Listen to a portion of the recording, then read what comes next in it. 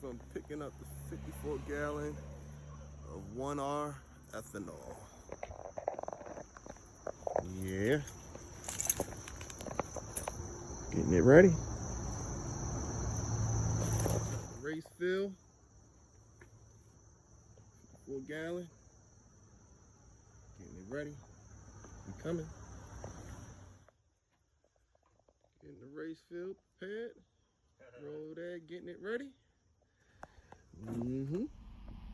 We have a few packages that arrived for the Performance 3.6 liter TT build, and I'm beginning to open up a few of the packages to see what has arrived, because my brother has ordered some parts and he's trying to get this beast ready as soon as possible. So look like right here we have a Performance lightweight racing battery that he ordered.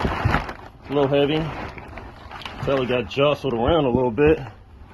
Just look like the box we got split open from shipping, and some of my training from a robotics company said that if you have any type of lithium-ion batteries or performance batteries, one of the first things you should do when removing it from the package is perform an inspection.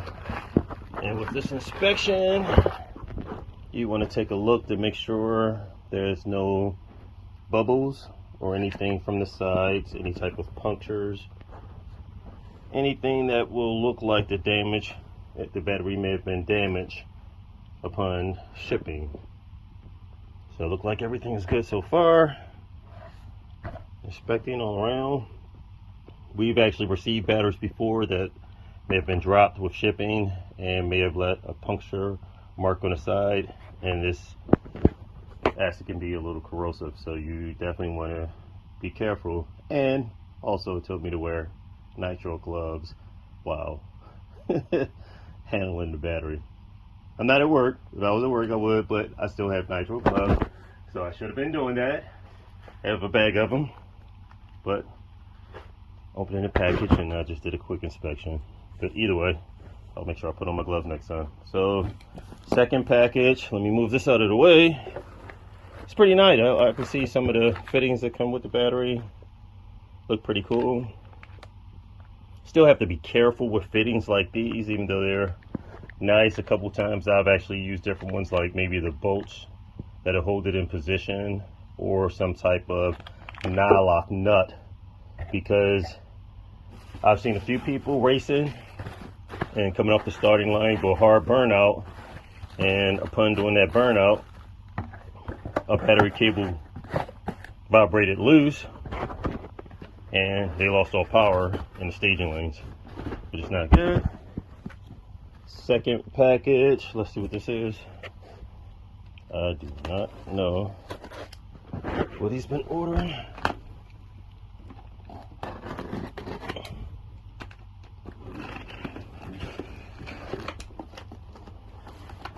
Let me take this one up pretty good.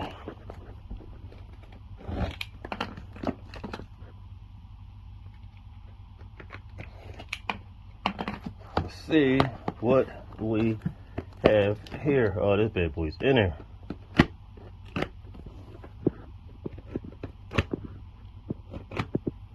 Why am I holding the phone like this? Because I am keeping it away from my address, which I will still blur out also, because I don't want any unexpected arousals at my home place, any tension, any crazy or deranged possible ex-girlfriends or anything showing up at my premises, or any unwanted visitors. Things that may not go well. Okay, oh, that's pretty cool. He was talking about ordering a potential tarp for the ground, so that way we can spread this out on the ground while we're working on the race car. Changing wheels, climbing underneath, checking out axles, any type of preventative maintenance, changing oil, whatever. This will come in handy. And then the material, if there's any leaks, you can pretty much wipe it up pretty good without getting any type of spillage or leaks on the track. that would possibly absorb into the concrete or asphalt, which would not be good. So that's pretty cool. And this last box, which was pretty heavy because the driver was struggling to lift it off the truck, and I kind of laughed a little bit like, yeah, it looked like that has some weight. So he kindly passed it along to me for me to carry into the house, and he watched to see if I was going to struggle too, but I managed to open the door and get in there as well. Oh, looked like more. So he was not playing when he wanted to order enough. It actually feels like something is in here. Alright, I'll bite. I'll bite. Let's open a little more. Let's open a little more.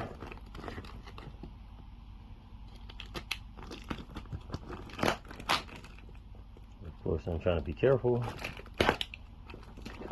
not to damage or cut the tarp.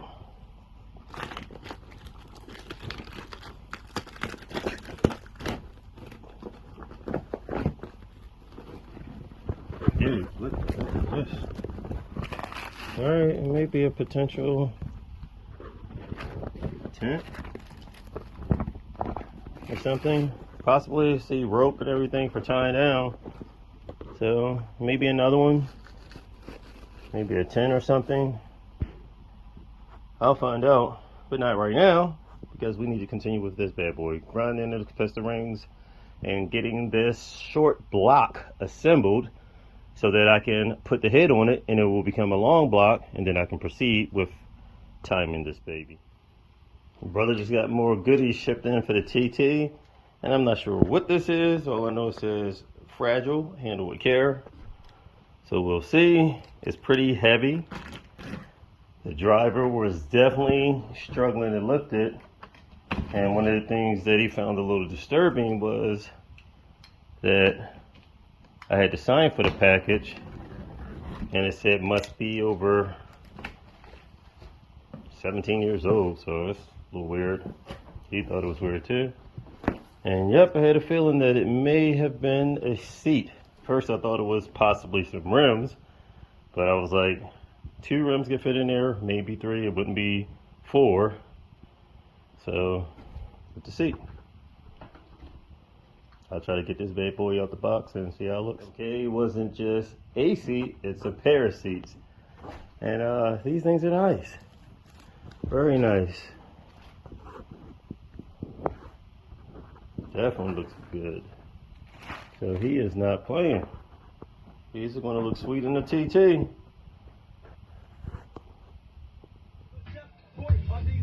Next phase, install the wavetrac differential into the bell housing. So I got to take these bolts off right here, unbox the wavetrac, which is right here, install the ring gear on, torque everything down to spec, put that bad boy in there. Something that they did great here, which I am very happy and impressed with, they put 12.9 grade bolts in the differential that secures it to the ring gear. So that's very great. That is a bolt that is strong and can be reused.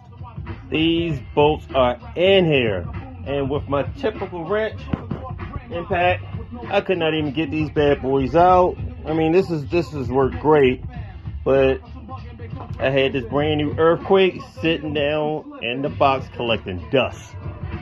And battery, I haven't even charged it up in probably over a year. It still has a charge on it.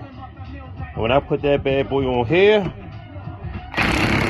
woo! Look at that, baby. Spun that bad boy right out.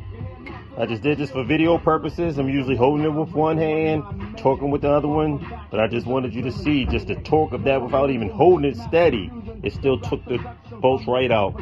These are some good bolts right here. They did a great job by putting hardened steel bolts in here. So these are rated as 12.9. This is a nice bolt. So as I stated, I'm gonna continue to take all the bolts out of here, take the ring gear off, probably have to heat it up and press it off. And then once I get it off, then I'll go ahead and make the provisions to install this on the wavetrac. Okay, I have all the bolts out of here. These are some pretty good bolts, and now that I can inspect them a little bit better, they have what they call serrated bases. These bases help grip a lot better to the surface, so they'll lock themselves in nice and tight. As I stated, these bad boys was hard to get out. I had to get the big monster earthquake to snatch these boys out.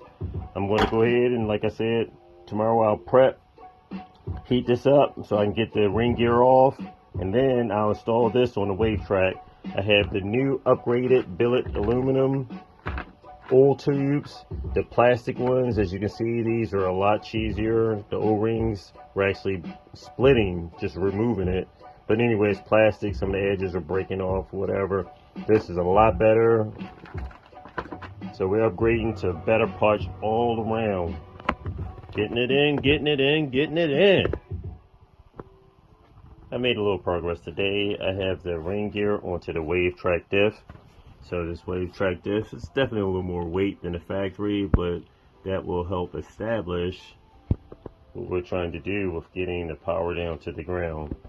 This side of the wavetrac and ring gear, we have the bearing already on this side and already installed, which pretty much is assembled on the ring gear. And tomorrow I have to press this bearing off and get it onto here. And then once we get all of that set up and done, I can then install this bad boy back into the transmission case. I'm up 2:48 a.m. in the morning, going over a checklist. Pretty much piston rings are cool. I have to install the bearing on the differential, install that into the case. I'm going over my checklist for ordering transmission fluid and assembly prep for the transmission, so that way we can get this bad boy back together. Waiting on the piston rings so that way we can finish assembling the rods to the pistons and continue with getting this bad boy together and going down the checklist. Man, I've been eating and sleeping TT. About to press off the bearing. I have a 5-ton press on the bearing. I'm going to slowly start pressing this bearing off, and then I'll use my 20-ton press to press it back onto the wavetrac differential.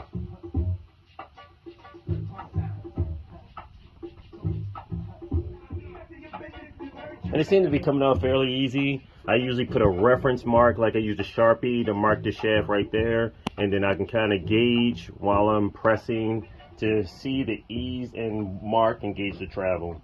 So as I'm pressing right now, slowly, it's easier with two hands when I hold it steady, but as you can see, the hole just disappeared that was here. So slowly coming off, and I'll continue to brace it. Oh, it's coming off good. One hand action.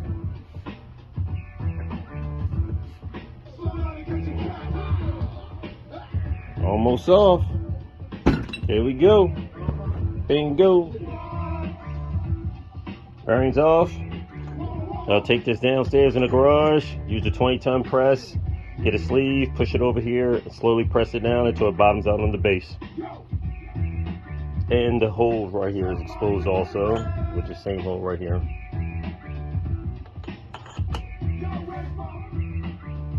I have the bearing pressed off. I'll take it downstairs, put it in the 20-ton press. I'll put this bad boy on here, bottom it out the same way that it was over here. When it bottoms out, you can see that this port right here is exposed and it seats down, so you can actually see the ridge where the bearing would race and it would line up against the top part of this bearing right here. So once I press this bad boy down, we'll be good to go. Then I'll make preparation all this week to try to get this into here, everything cleaned back up and assembled with the new oil flow tubes. Try to see if everything works out smooth. Maybe I can get this dual clutch transmission back in with all the new clutches and everything. Okay, I'm about to press the bearing on, and I have some sleeves from my control arm tool, and it fits perfectly on the bearing base itself, on the race, on the sleeve, and that's what you want to press on. the cage actually sits up higher, so a lot of people just use a random tool, press down on the cage, and what you'll do is distort the cage and damage these roller bearings, and you'll wonder why your diff actually froze up and burnt up the housing that this goes on. So you want to be careful when pressing these on, and you have to use careful thought. Luckily, I have a lot of experience from pressing some of these bearings on. I'm going to slightly lubricate it. I mean, people have different techniques. You can heat it up to get it to expand and stuff like that. I don't want to damage these bearings. It pressed off fairly easy. So with a little lubrication and just mildly pushing down, it should press back into place perfectly. But as I stated before, you can see that the race is actually sitting up higher, and you will damage the cage. So you want to press on the sleeve itself right here. So I have a tool that fits perfectly over top the sleeve. I can use this to press up against that, which will push down.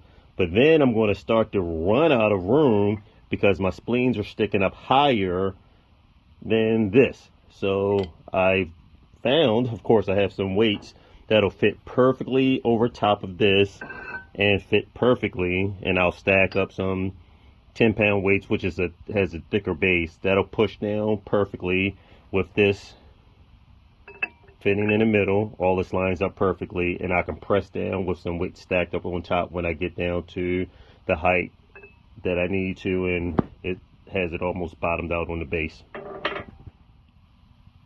So it looks like my sleeve is working excellent. I only have possibly a ½ an inch to go before it's bottomed out, and I have 3/4 of an inch inside my sleeve. So even if I need it, I could still actually stack a plate on top of it for the extra security, which I will do, because why should you risk damaging anything when all you have to do is just stack one plate on top for the extra clearance? But I do have enough room to actually go down and bottom up. Now I adjusted my base up higher, another notch right here, so I can get it closer. And I have, of course, the ring gear bottomed out on the plate, but this is a little too tight to fit in between the sleeve, and I just need to come down a little bit.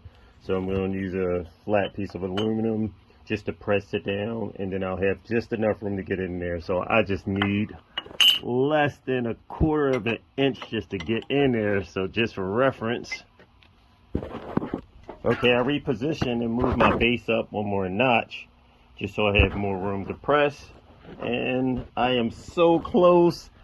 I am about 1/8 of an inch off to be able to press down further. So what I'm going to do is take this out, and I have a flat piece of aluminum, and you can see I still have plenty of room to go before I bottom out. And I'll just put the flat piece of aluminum over here, reposition everything back into position, and it just press down so that everything is bottomed out. So the bearing is just free flowing. The bottom bearing is just hanging right there, but this top bearing right here, I need to press down a little more just to get it in position, and then I can maybe stack a plate on top of it. Okay, this is working out good, and I'm slowly pressing it. As you can see, my bearings are spinning freely, no type of friction or anything on that, and just slowly pressing it down into position. So it's coming down fairly good and easy. The sleeve is working out perfect. This sleeve is working perfect. So I'm only doing 1 or 2 pumps at a time. As you can see, I'm almost bottomed out. I have less than 1/4 of an inch to go, and maybe 3/8 of an inch up top.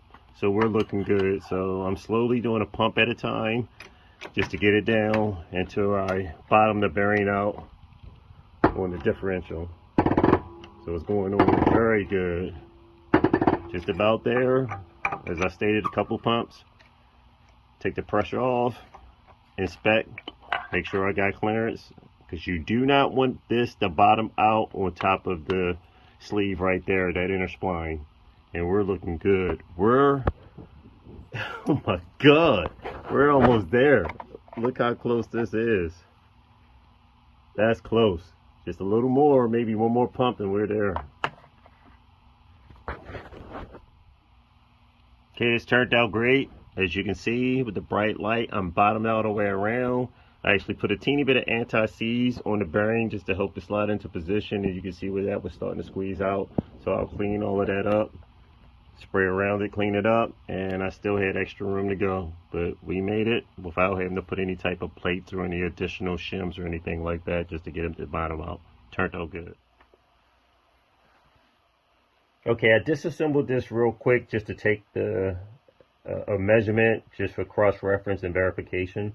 So I have the original factory diff right here and my wavetrac also. I have my bearing also pressed on here, so everything worked out great when I pressed it into the press. But I had the ring gear bottomed out also, but just wanted to make sure, just from the weight of having it sit upside down or even shifting or anything, that this did not move in any way or shift up and down. So I zeroed my micrometer out right here on the base, and I have a straight edge as a reference. And when I get to the top of the straight edge, we're looking at somewhere around 45. Here we go, 47. Let me try it again. Let me bottom out. We're 0 and come all the way up to the top. Up here, we're looking at 46.6 millimeter. Somewhere around, right around there, 46.6, 46.8. And then I come over to the wavetrac. We're zeroed out.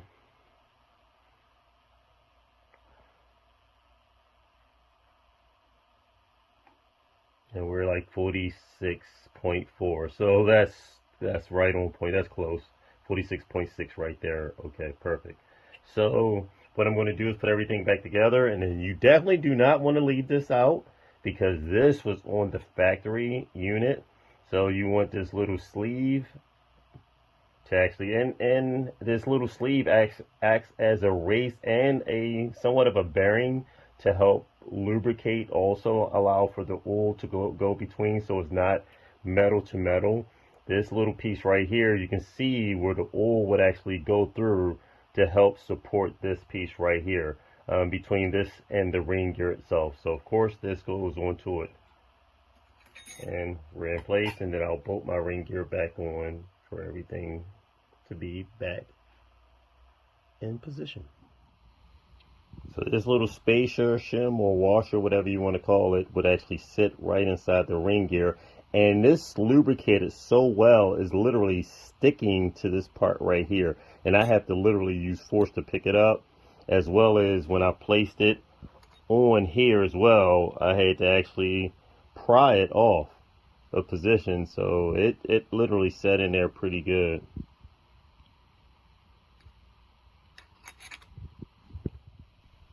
And I'm also going to put this back in the same exact position that it came off.